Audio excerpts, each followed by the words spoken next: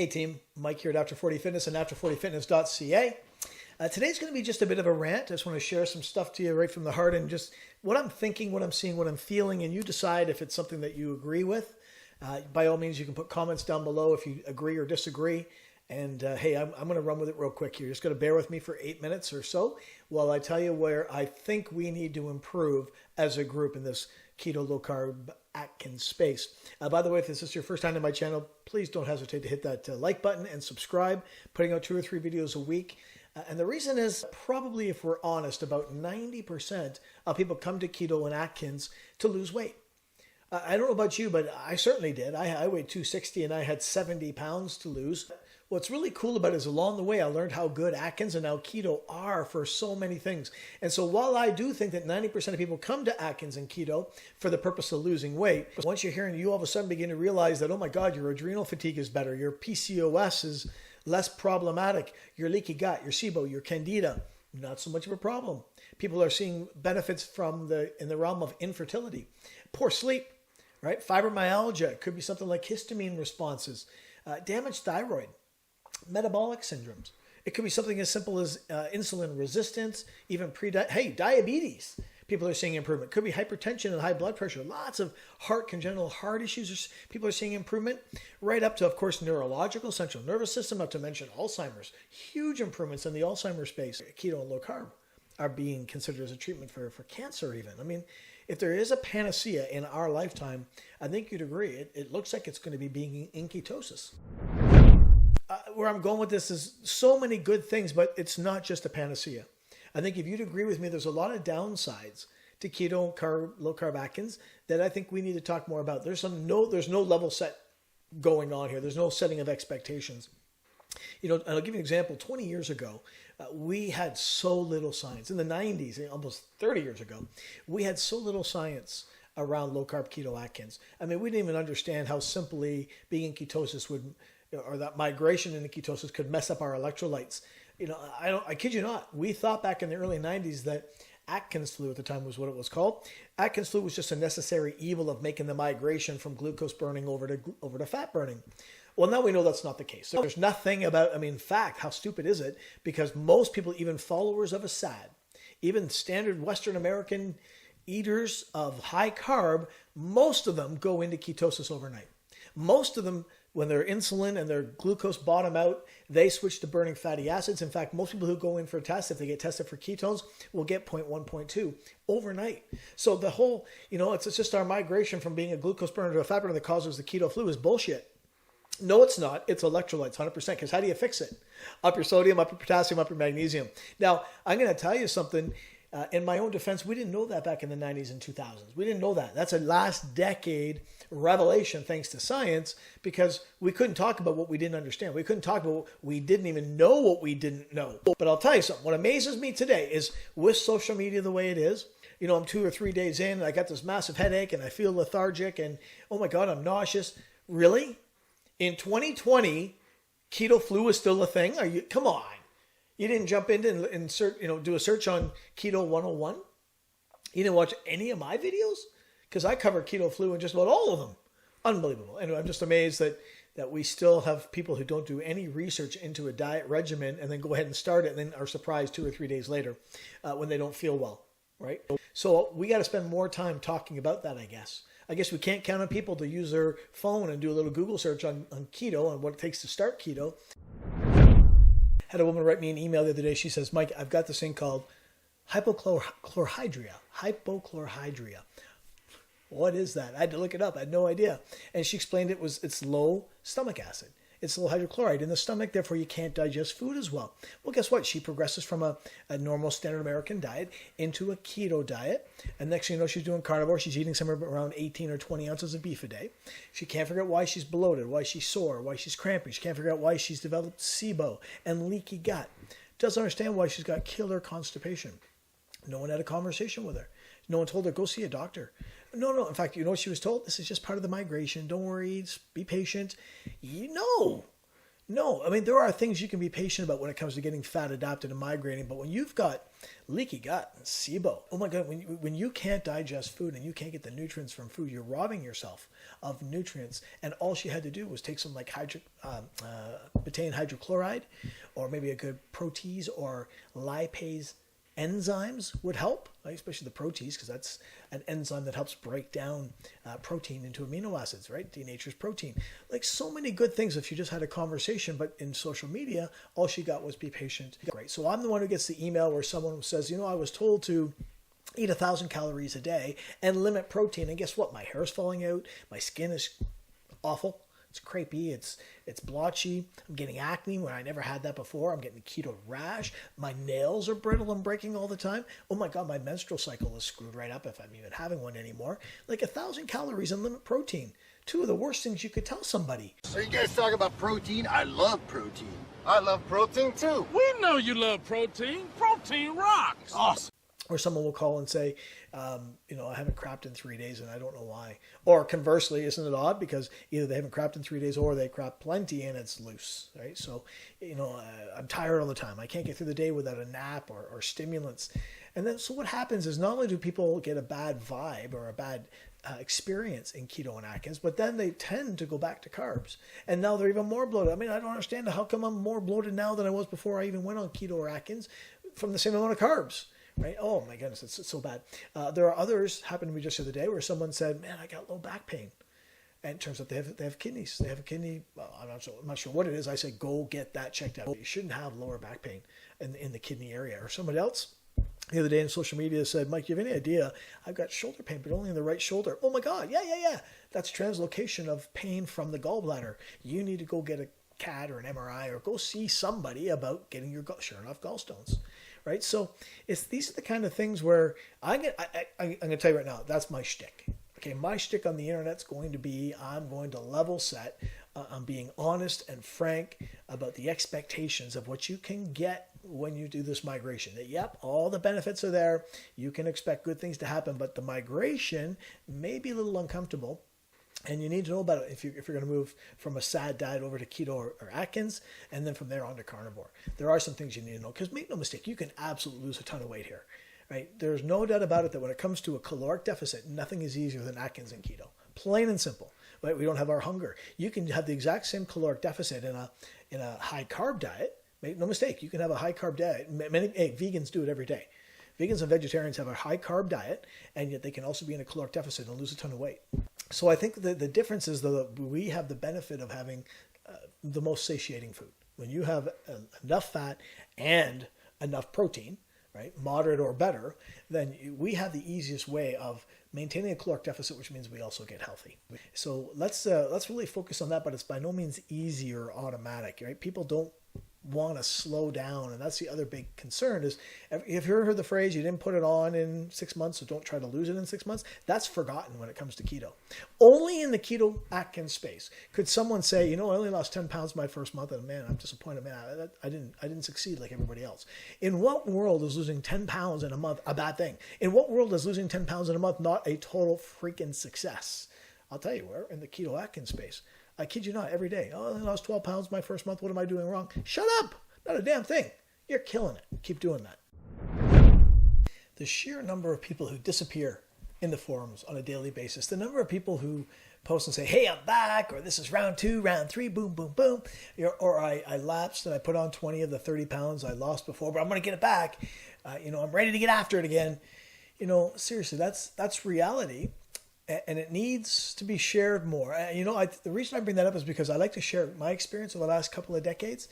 And it's not meant to brag or to show off. It's just meant to show what's possible, that, there is some hope. If you're overweight and obese and you can be consistent, if you can persevere, success isn't just probable. It's inevitable. It really is. Having said that, I once saw a video of Zig Ziglar, big motivational speaker, and he said, never take health advice from a fat doctor. So, I thought that's really good. That's really profound. You shouldn't, which means I'm kind of partial to being one of those guys that, I walk the walk with you. I talk the talk because I've lived it, I've experienced it, I've gone through it. I've done fat adaptation 2 or 3 times. I've been overweight. I've been 260. I'm now 190. So I think it's one of those situations where I got some stuff I want to share, right? And so do you. If you've been around for a while, then you have some insight, some experience, some wisdom that's worth sharing. You can take those little bits of information and turn it into knowledge that someone else may not have. They may not have that experience or that wisdom yet. I'll give you an example. So as far as the good, bad, and the ugly go, I can share when I've hit a wall. I can share when I've gave in to cravings and cheated, right? I can tell you about the time that I tried to blame artificial sweeteners for a whole month. 0 aspartame, 0 sucralose, because I was stalled. And sure enough, I didn't lose a damn thing. But the following month, I cut back on nuts and peanut butter, and guess what? Lost 4 pounds that month, right? So I see that kind of nonsense. I see us blaming shit that we don't, barely has a correlation or association, and we think we're going to make it and prove it to be causal, right? It drives me nuts. And then there's lessons learned, right? We can talk about lessons learned, and the one that comes to my mind right away in the topic of lessons learned is refeeds. I don't mind telling you, I refeed twice a month. Not because I want the carbs, I suppose, because to some degree I do, but I understand human psychology, right? I understand my psychology. I understand the physiology of boosting leptin and getting some carbs in, filling out muscle glycogen. I understand a little bit about DNA and epigenetics from all my research. And so I know that if I forbid myself, here's my psyche, here's how I think. I know that if I forbid myself any mention of carbs, right, of a lot of carbs, of high carb days, I'm going to lose. I know it. Every time, guaranteed. Frankly, I suspect that you will too, right? I think that strict ketonians, strict Atkinites, or even strict carnivores, in my opinion, that's not sustainable. Not for life, right? It just isn't, because science and studies on this topic on adherence to dietary regimens are proving that, well, I just saw one the other day that said that in a 2-year study that some researchers took 4 groups of people, put like 100 people into 4 different diet regimens. They had the Atkins, they had the Ornish, Weight Watchers, and the Zone. And over a 2-year period, they had weigh-ins, they were getting paid. Okay, they're obese, overweight people put into these 4 diet regimens for 2 years, getting paid to lose weight. I mean, talk about an ideal storm. You could count me in on that. And 50%-ish, between 40 and 50% of the people dropped out of a 2-year study. Couldn't sustain for 2 years, despite the fact they needed it, wanted it, and were getting paid. Well, I don't know why you think that you could be strict ketonian or Atkinsite for the next 2, 3, 4 decades. Okay, then. Good luck. You should trust science. You should get out your thinking cap on, start looking at studies. When someone quotes a study, this is my favorite thing to do. I don't listen to them and their interpretation of it. I go look at the study. And then on top of that, there's always N=1. There's always self-testing. It's people who say, I believe that sucralose breaks a fast because it spikes insulin, but they've never taken the time to get a keto mojo, down a sugar-free Monster or 2 or a Rockstar or ice water, and check their ketones and their glucose for the next 2 hours to see if there's any kind of an insulin impact that would drive those 2 values down. Right? I'll tell you what. When it comes to N=1 studies, now I think you can trust me because I test everything. I test it all. Reason being, I like to test the impact of foods, right? I'll tell you what, I have a video on too much protein. So the first time I heard this, I shouldn't say the first time, but I heard this argument that too much protein can kick you out of ketosis. So I don't mind telling you what I did. I went ahead and ingested 60 grams of whey. I'll put the link down below. You can watch. 60 grams of whey in about 90 seconds. All right. I thought, screw it. Let's not just do 30. Let's double it and let's do 60. And so I then went ahead and for the next 2 hours tested my glucose, the 2 things we have available to us, right? My Mojo does glucose and ketones. Knowing that too much protein, if it is insulinic, will produce so much insulin that it'll drive down my glucose into what? Into hypoglycemic ranges. I hover right at 80, 82. You'll see in the video. In the video I did on high protein, 82, 84. And you would expect that there is an insulin response to 60 grams of whey. Berg is always talking about how super insulinic whey protein is bullshit, because my insulin, my glucose actually went up a little bit to 90. Okay, don't know why, but that's the opposite, just so you know, of an insulinic response. On top of that, stayed in ketosis the whole time. From 0.5, I think my average was about 0.8. The entire time for 2 hours, no insulin response that drove it down into undetectable. Okay, so that's my motto, is follow the scientific method and question everything, right? I think you would agree on that. That's always pretty. And I'll comment on something else really quick. There is no such thing as one diet to rule them all, or one plan that works for everyone. You have unique epigenetic markers different from mine. And so there are things that will work better for us and not as good. One thing that seems to be pretty universal, though, is exercise programs. I don't think there's anybody who would consider exercise detrimental. Yes, I'm not talking about those who have a medical condition that prevents them from exercising. But otherwise, would you agree? Right? As much as I'm going to use the word panacea and apply it to keto Atkins, not more so than I apply it to exercise. There are so many health benefits to exercise. Never mind weight loss. I'm not talking about weight loss. I'm talking about general improvement to your cardiovascular, cardiopulmonary, your brain and how you think, your hormones. Oh my God, osteoporosis and bone structure, ligaments, tendons, muscles, our organs. So many benefits come from exercise, and yet not everyone exercises. It blows me away. Now, when it comes to back to our diet program and not having one diet to rule them all, I feel like making a Lord of the Rings analogy here, but I won't.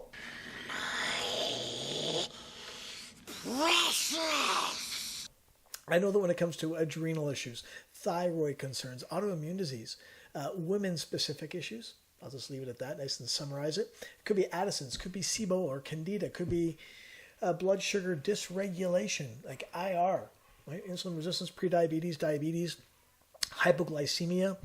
You know, the quickest way to screw with any of those, I think, is cold turkey, go 24 hours without food. Right? Oh my God, you have someone with a messed up thyroid, have them go 24 hours without food and see what happens. Have someone with hypoglycemia, right? So this is where I get back to, IF and keto in their own rights, individual methodologies, both are the bomb. But oh my God, like take your time. Work your way into both. We know it takes 3, 4, 5 weeks to get fat adapted in the keto space. And then we know you should work your way into intermittent fasting. So the people who say, on Monday, I'm going to start keto with intermittent fasting because I read about it on the internet, loser. Don't do that. Don't do that. Okay, and as for weight loss, I'll finish with this. As for weight loss, I really don't care. I got to tell you something. Weight comes and goes. It's cyclical. It seems diurnal almost as far as, how we put it on and take it off over the course of the years. And if we're not careful and we don't properly craft our keto Atkins regimen to be long-term sustainable, again, I throw in refeeds, right, to make them long-term sustainable. Don't worry about it. The weight's going to come back. Just jump in any form on any given day and watch the number of people who say, I fell off the wagon, my cheat day turned into a cheat month, and I put on 15 of the 30 pounds I lost. It's inevitable. Right? Our job then is to make it not inevitable by making it sustainable and tolerable. And again, exercise and refeeds to me are the two building blocks of making that happen. Now, when it comes to why I don't care about weights, because I care about health markers. Show me improved fasted glucose, fasted insulin levels. Oh my God. Improved blood pressure, perhaps improved CAC scores, CAC scores, right? That's a big one. Cortisol, kidney enzymes, electrolytes, vitamin scores. How easy it is to show improvements in strength. Just show me what you used to bench and used to squat versus 3 months out on an exercise program and what it is now. Show me improvements in muscle mass. And then you can brag to me about your HIIT workout. That a month ago you did a HIIT workout for 19 seconds and it killed you. And now you're going 4 minutes of all out balls to the wall effort on a HIIT program. Show me that you can now do battle ropes. Send me a video clip of you doing battle ropes right now and killing yourself after 30 seconds. But, in 3 months, now you're doing battle ropes for 3 minutes straight. That's a workout. That's improvement. Oh my goodness, that's what matters if you ask me, right? Follow my advice. Figure out what your basal metabolic rate of calories is. Let's say it's 1,800. Eat that every day and do a couple of hundred calories a day of exercise. There's your deficit. You will lose indefinitely, and you can still maintain 1,800 calories of food indefinitely, forever. On that note, I just wanted to get that little rant out. If you do have any comments or questions, any feedback on this video or anything you'd like to see me do, the best videos or questions do get turned into videos just like this one. I would love your feedback. Let me know what you thought of this video. Don't forget to hit the like button if you enjoyed this kind of content. Please do subscribe. And on that note, I'll see you in the next one.